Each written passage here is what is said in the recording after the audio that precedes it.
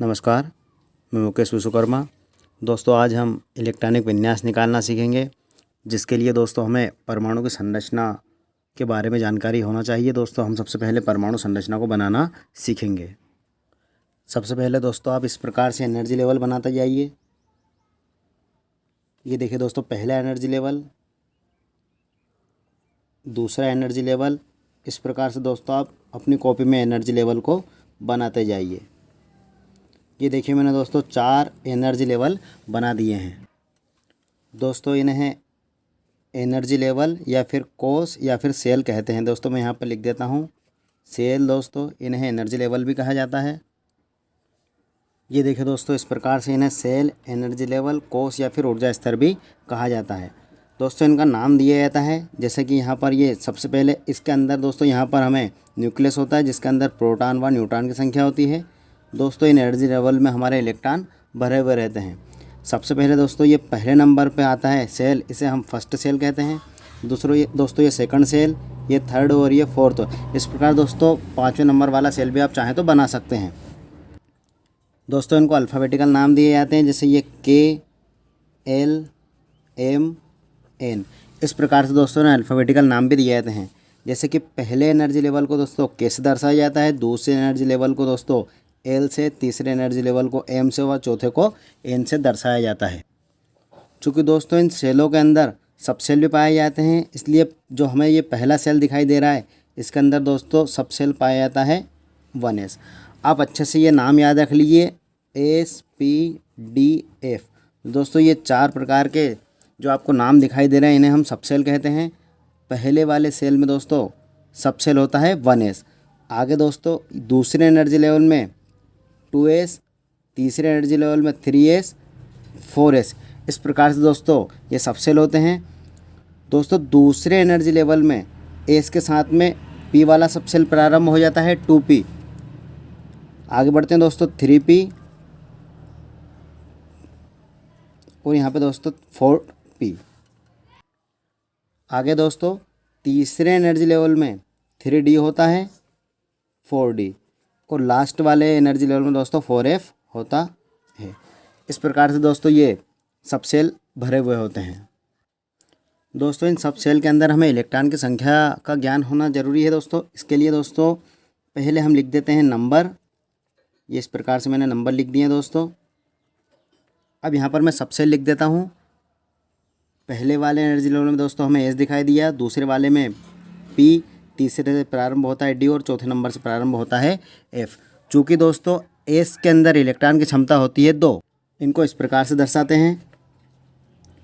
ये देखिए दोस्तों, जो मैंने ऊपर 2 लिखा है घात के रूप में, ये इलेक्ट्रॉन की संख्या है। चूँकि पहले वाले सेल में एक सब सेल S होता है, इस कारण से इसमें ऑर्बिटल की संख्या दोस्तों 1 होती है। ये ब्रैकेट दोस्तों इसे बोलते हैं ऑर्बिटल। चूँकि दोस्तों एक ऑर्बिटल में अधिकतम इलेक्ट्रॉन 2 हो सकते हैं, इसलिए इस सब सेल की क्षमता होती है 2 इलेक्ट्रॉन की। इसी तरह दोस्तों आगे बढ़ते हैं, P सब सेल की तरफ चलते हैं। P में दोस्तों इलेक्ट्रॉनों की क्षमता होती है 6 की। आप इसको इस प्रकार भी याद रख सकते हैं, सभी में 4-4 जोड़ते जाइए आगे। जैसे कि 2 में हम 4 जोड़ते हैं दोस्तों तो 6 मिलता है हमें। इस प्रकार से 6 इलेक्ट्रॉन को भरने के लिए हमें 3 ऑर्बिटल की ज़रूरत होगी। इस प्रकार से मैंने ये P को भर दिया है। आगे बढ़ते हैं दोस्तों D की तरफ। चूँकि दोस्तों 2 में हमने 4 जोड़ा है तो 6 मिला है। 6 में दोस्तों हम 4 जोड़ते हैं तो हमें मिलता है 10। इस D के अंदर दोस्तों इलेक्ट्रॉन की संख्या होती है 10। मैं इनको इस प्रकार दर्शा रहा हूँ, चूँकि 10 इलेक्ट्रॉन हैं तो हमें ऑर्बिटल की ज़रूरत होगी दोस्तों 5 ऑर्बिटल की। 1 2 3 4 और दोस्तों ये 5। इस प्रकार से मैंने 5 ऑर्बिटल बना दिए हैं। इनमें इलेक्ट्रॉन दोस्तों अधिकतम कितने हो सकते हैं? एक ऑर्बिटल में दोस्तों अधिकतम 2 इलेक्ट्रॉन हो सकते हैं, इसलिए मैंने 5 ऑर्बिटल में अधिकतम 10 इलेक्ट्रॉन को भर दिया। इसी तरह F की संरचना होती है दोस्तों। देखिए दोस्तों ये F में इलेक्ट्रॉन की संख्या होती है 14। मैंने इस प्रकार से इन्हें 7 ऑर्बिटल में दर्शा दिया है। अब आगे दोस्तों इलेक्ट्रॉन विन्यास के लिए हमें एक नियम की ज़रूरत पड़ती है, इसे हम अप-बाहु का नियम कहते हैं दोस्तों। अब हम अप-बाहु नियम को पढ़ेंगे। चूँकि दोस्तों अप-बाहु एक जर्मन शब्द है, इसका अर्थ होता है इलेक्ट्रॉन कम ऊर्जा स्तर से अधिक ऊर्जा स्तर की ओर आगे बढ़ना। ये देखिए दोस्तों इस प्रकार से इसके नियम को बनाया जाता है। अप-बाहु नियम के लिए दोस्तों सबसे पहले जो हमें दिखाई दे रहे हैं यहाँ पर, ये सब सेलों की संख्या हम इनको इस प्रकार से लिखते जाते हैं दोस्तों। ये हमारा पहला सब सेल, इसके बाद दोस्तों हमारा दूसरा नंबर वाला है 2s, 3s 4s। इस प्रकार से दोस्तों हम इनको लिखते जाते हैं। आगे चूँकि हमारे दूसरे एनर्जी लेवल में 2p होता है, इस कारण से 2 के सामने दोस्तों यहाँ पर 2p लिखा जाता है, 3p 4p और दोस्तों ये 5p। इनकी संख्याओं को तो हम आगे बढ़ा सकते हैं इस प्रकार से। ये मैंने आगे बढ़ा दी है इनकी संख्याओं को।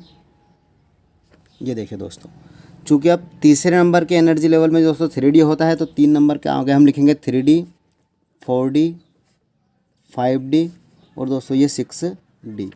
लास्ट में दोस्तों 4 नंबर पर हमारा होता है 4f, तो यहाँ पर हम लिखते हैं f 5f 6f। इस प्रकार से दोस्तों अब इस प्रकार से अंकों को लिखते जाइए। अब स्केल की सहायता से दोस्तों इस प्रकार से हम इन लाइनों में इसे बांट देंगे। हम चाहें तो इसके लिए इनको ब्रैकेट के अंदर भी दोस्तों इस प्रकार से बंद कर सकते हैं। ये देखिए दोस्तों, इस प्रकार से मैंने इनको ब्रैकेट के अंदर बंद कर देता हूँ। इस प्रकार से आप भी करते जाइए दोस्तों इस प्रकार से। देखिए दोस्तों, इस प्रकार से आप लाइनें खींचते जाइए।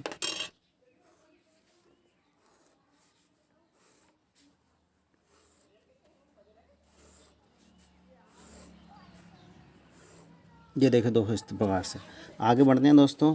इनमें हम तीर के निशान इस प्रकार से लगा देते हैं।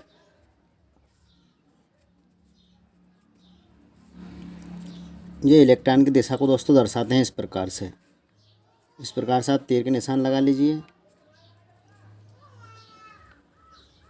ये देखो दोस्तों, मैंने इस प्रकार से तीर के निशान लगा दिए हैं।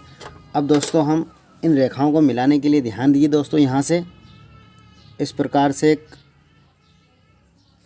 काल्पनिक रेखा को मिलान कर देते हैं। देखिए इलेक्ट्रॉन दोस्तों सबसे पहले इस वाले सबसेल के अंदर जाता है, फिर इलेक्ट्रॉन यहाँ से होते हुए दूसरे नंबर वाले सबसेल के अंदर जाता है, फिर दोस्तों पुनः यहाँ से इलेक्ट्रॉन घूमते हुए इस प्रकार से 2p के अंदर प्रवेश करता है। 2p से इलेक्ट्रॉन होते हुए 3s के पास और 3s से होता हुआ दोस्तों पुनः 3p के पास। इस प्रकार से दोस्तों इन रेखाओं का मिलान कर दीजिए। इस प्रकार से हमारा अब्बाहो का नियम बनकर तैयार हो जाता है। ये देखिए दोस्तों, इस प्रकार से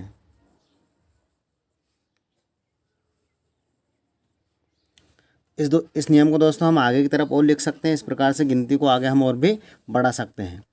तो नियम हमारा यह कहता है कि सबसे पहले इलेक्ट्रॉन 1s में प्रवेश करेगा, इसके पास देखिए दोस्तों 2s में, इसके बाद 2p, फिर 3s, फिर 3p, फिर 4s। इस प्रकार से दोस्तों इलेक्ट्रॉन प्रवेश करते हैं। इस पैटर्न को दोस्तों याद रखने के लिए हम एक सरल तरीके से इनको विभाजन कर देते हैं। देखिए दोस्तों, इस प्रकार से सबसे पहले इलेक्ट्रॉन s के अंदर प्रवेश करता है, तो हम इसे लिख देते हैं s, और दोस्तों यह हमारा s रहेगा 1s। ये देखो दोस्तों 1s। फिर इलेक्ट्रॉन जाता है 2s के पास में, फिर 2p के पास में। देखिए दोस्तों, मैं इस प्रकार से इन्हें लिख देता हूँ। आगे बढ़ते हैं दोस्तों 3s, फिर दोस्तों इसके बाद आता है 3p, फिर आगे आता है दोस्तों 4s, फिर 3d। इस प्रकार से दोस्तों हम इनका विभाजन करते जाते हैं। 3d के बाद में आता है दोस्तों 4p, 5s दोस्तों, इसके बाद में आता है 4d, 5p, ये देखो दोस्तों 6s। इस प्रकार से दोस्तों हम इनको आगे की ओर लिखते जाते हैं। इसे एक सरल रूप में याद रखने के लिए दोस्तों आप एक पैटर्न भी याद रख सकते हैं। मैंने 3-3 के जोड़े में एक पैटर्न को बना दिया है दोस्तों। जैसे कि दोस्तों हमें दिखाई दे रहा है SSP, तो मैंने नाम दिया है SSP। फिर आगे बढ़ते हैं SPS। ध्यान दीजिए दोस्तों, SSP SPS। इस प्रकार से मैंने इनको यहाँ पे लिख दिया है SSP SPS। फिर देखिए दोस्तों यहाँ से DPS, पुनः DPS, फिर FDPS। इस प्रकार से दोस्तों मैंने इनको 3-3 भागों में विभाजित कर दिया। आप इनको 2 से 4 बार मेरे साथ में रिवीजन कर लीजिए। SSP SPS DPS DPS FDPS। इसी लाइन को दोस्तों अब FDPS इस प्रकार से आगे बढ़ाते जाइए। मैं यहाँ लिख देता हूँ FDPS। इस प्रकार से इसी लाइन की पुनरावृत्ति होती जाएगी। हमें मुख्य रूप से 5 शब्दों को याद रखना है: SSP SPS DPS DPS। फिर FDPS FDPS FDPS, इस प्रकार से इलेक्ट्रॉन आगे बढ़ते जाएंगे दोस्तों। देखिए दोस्तों, परीक्षा में आपको कुछ इस प्रकार से कुछ क्वेश्चन पूछे जाएंगे, जैसे कि बता दिया जाएगा ऑक्सीजन, जिसका परमाणु क्रमांक दोस्तों होता है 8 और परमाणु भार होता है दोस्तों 16। ये देखिए दोस्तों, मैंने यहाँ लिख दिया है ऑक्सीजन परमाणु क्रमांक 8 और इसका एटॉमिक मास है दोस्तों 16। ऑक्सीजन का इलेक्ट्रॉन विन्यास कीजिए। तो दोस्तों हमें सबसे पहले याद रखना है एस, और दोस्तों एस सबसे पहले कौन सा आएगा 1s, तो हम इसके आगे लिखेंगे 1s। चूँकि दोस्तों पहले ऑर्बिटल में इलेक्ट्रॉन की संख्या कितनी हो सकती है 2, तो इसलिए मैंने इसके ऊपर लिखा है 2 इलेक्ट्रॉन। फिर आगे बढ़ते हैं दोस्तों, पुनः आया एस, एस कौन सा एस है दोस्तों 2s। चूँकि दोस्तों एस के अंदर कितने इलेक्ट्रॉन अधिकतम हो सकते हैं दोस्तों 2 इलेक्ट्रॉन, ये मैंने यहाँ लिख दिया 2 इलेक्ट्रॉन। SSP, ध्यान दीजिए दोस्तों SSP, अब P है, P के अंदर दोस्तों कितने इलेक्ट्रॉन हो सकते हैं, आप यहाँ पर भी इसे देख सकते हैं 6 इलेक्ट्रॉन। पर दोस्तों हमारे पास कुल इलेक्ट्रॉन अब कितने बचे हुए हैं 2 और 2 4 इलेक्ट्रॉन तो हम भर चुके हैं, हमारे पास अब कुल 4 इलेक्ट्रॉन बचे हैं, तो इसलिए हम लिखेंगे 2p। देखिए दोस्तों यहाँ पर लिखा भी है 2p, 2p में इलेक्ट्रॉन हो जाते हैं इस प्रकार से 4, तो 4 और 2 6 और 2 8, इस प्रकार से ये ऑक्सीजन का इलेक्ट्रॉनिक विन्यास हो गया है दोस्तों। आगे बढ़ते हैं अगले क्वेश्चन की तरफ। दोस्तों दिया है सोडियम का इलेक्ट्रॉन विन्यास निकालिए। देखिए दोस्तों, सोडियम, इसका परमाणु क्रमांक तो 11 है और इसका परमाणु भार दोस्तों होता है 23। इसको दोस्तों किस प्रकार निकालेंगे, देखिए सबसे पहले SSP के नियम पे चलते हैं, 1s 2s 2p। मैं दोस्तों यहाँ से लिखता जा रहा हूँ, आगे बढ़ते हैं। अब पुनः s आया है तो 3s 3p 3d, ये देखो SSP SPS दोस्तों 4s। इस प्रकार से दोस्तों हम इलेक्ट्रॉन की संख्या को देखते जाते हैं। मैं यहाँ इलेक्ट्रॉन की संख्या को अलग पेन से लिख देता हूँ दोस्तों। ये देखिए 2 इलेक्ट्रॉन, 2 और 2 4 इलेक्ट्रॉन दोस्तों, यहाँ बढ़ते हैं 6 इलेक्ट्रॉन। चूँकि हमारे पास अब टोटल 10 इलेक्ट्रॉन हुए हैं, सोडियम का इलेक्ट्रॉन दोस्तों 11 है, तो यहाँ पर दोस्तों 1 इलेक्ट्रॉन रह जाएगा। इन शब्दों की हमें आवश्यकता नहीं रहेगी दोस्तों, यहाँ पर हमारा इलेक्ट्रॉन विन्यास हो जाता है पूरा। आगे बढ़ते हैं दोस्तों, इसी तरह क्लोरीन को लेते हैं दोस्तों, जिसका परमाणु क्रमांक दोस्तों होता है 17 और भार होता है 35। आगे इसमें देखते हैं दोस्तों 1s 2s 2p 3s 3p, ये देखिए दोस्तों 4s। मैंने नियम यहाँ से लिखा है दोस्तों SSP SPS। अब आगे दोस्तों आता है D। चूँकि दोस्तों D तीसरे नंबर का एनर्जी लेवल है, इसलिए मैंने लिखा है 3D। अब इनमें दोस्तों इलेक्ट्रॉन की संख्या को लिखते हैं। तो हमारे पास कुल इलेक्ट्रॉन है दोस्तों 17, तो 2 इलेक्ट्रॉन यहाँ पर जाते हैं 2। ध्यान दीजिए दोस्तों, एस की अधिकतम इलेक्ट्रॉन की क्षमता 2 ही होती है। पी के अधिकतम इलेक्ट्रॉन की संख्या दोस्तों हमने ऊपर पढ़ा है 6 तक होती है। इस प्रकार से दोस्तों कुल 10 इलेक्ट्रॉन हो जाते हैं। आगे बढ़ते हैं एस नंबर में, 2 इलेक्ट्रॉन दोस्तों, ये 12 इलेक्ट्रॉन हो गए दोस्तों। इस प्रकार देखिए 2 4 और 6 10 और 2 12, हमारे पास अब इलेक्ट्रॉन बचे हैं कुल 5 इलेक्ट्रॉन दोस्तों बचे हैं, तो मैं यहाँ 5 लिख देता हूँ इस प्रकार से। एक बार दोस्तों इनको काउंट कर लीजिए। हमारे इलेक्ट्रॉन दोस्तों इस प्रकार से हो जाते हैं 2 4 और 6 10 12 और 5 17।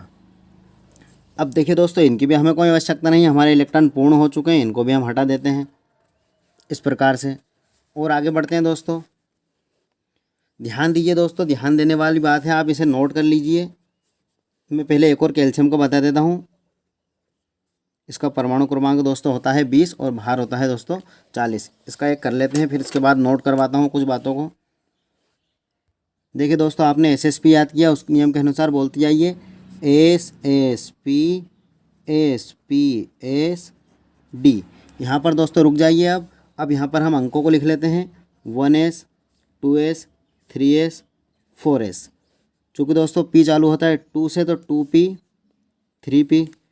चूँकि दोस्तों अब यहाँ पर 3D दिया है, 3 से लिखना होगा हमें। इनमें इलेक्ट्रॉन को दोस्तों हम भर देते हैं। एस को हमें मालूम है दोस्तों अधिकतम 2 इलेक्ट्रॉन होते हैं, हमें कुल 20 इलेक्ट्रॉन खर्च करते हैं। यहाँ से यहाँ तक दोस्तों SSP में हो जाते हैं 10। आगे बढ़ते हैं 2 6 10 12 और 6 दोस्तों 18, 18 और 2 इलेक्ट्रॉन दोस्तों यहाँ पर रह जाएंगे। कुल इलेक्ट्रॉन हो गए दोस्तों हमारे 20। ये देखिए दोस्तों, इस प्रकार से इलेक्ट्रॉनों को भरा जाता है। जिनमें दोस्तों अगर हमारे इलेक्ट्रॉन पूर्ण हो चुके हैं तो आगे एनर्जी लेवल में दूसरे वाले सब सेल में इलेक्ट्रॉन नहीं दिए जाते हैं दोस्तों। कुछ नोट कर लीजिएगा दोस्तों। नोट की जानकारी ये रहेगी दोस्तों कि जो आपबाहु का नियम होता है वो मुख्य रूप से क्रोमियम, कॉपर, चांदी और सोना, इन 4 शब्दों को दोस्तों याद रखिए। ध्यान दीजिए दोस्तों, क्रोमियम परमाणु क्रमांक 24, 29, 47 और 79, इन 4 तत्वों को छोड़कर आपबाहु का नियम सभी तत्वों पर लागू होता है। ये चारों तत्व आपबाहु के नियम के अपवाद हैं। ध्यान दीजिए दोस्तों इस बात पर आप, ये परीक्षा में बहुत ज़्यादा क्वेश्चन पूछे जाते हैं। इसका कारण दोस्तों हम अगले वाले वीडियो में पढ़ेंगे। धन्यवाद दोस्तों, नमस्कार। यदि वीडियो दोस्तों आपको पसंद आए तो इसे शेयर, लाइक एवं सब्सक्राइब कीजिए। दोस्तों नीचे मैंने कुछ तत्व लिख देता हूं जिनके आप इलेक्ट्रॉन विन्यास करके देखिए दोस्तों। जैसे मैंने यहाँ लिखा है कार्बन, इसका इलेक्ट्रॉन विन्यास आप ऊपर नियम के हिसाब से निकालिए दोस्तों। आगे लिख देता हूँ दोस्तों मैग्नीशियम,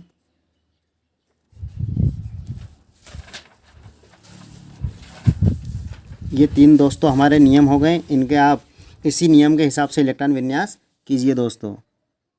वीडियो को आप लगातार देखते रहिए दोस्तों और केमिस्ट्री को सीखते जाइए। धन्यवाद।